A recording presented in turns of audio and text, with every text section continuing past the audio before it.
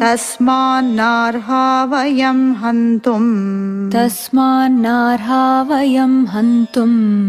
धार्तराष्ट्रान् स्वबान्धवान् स्वजनं हि कथं हत्वा सुखिनः स्याम माधव यद्यप्येतेन पश्यन्ति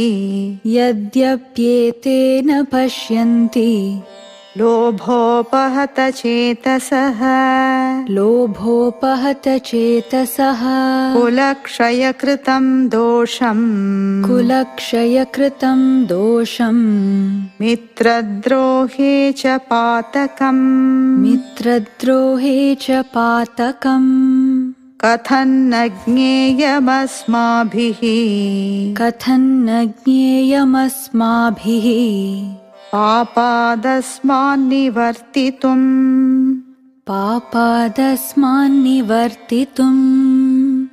कुलक्षयकृतं दोषम्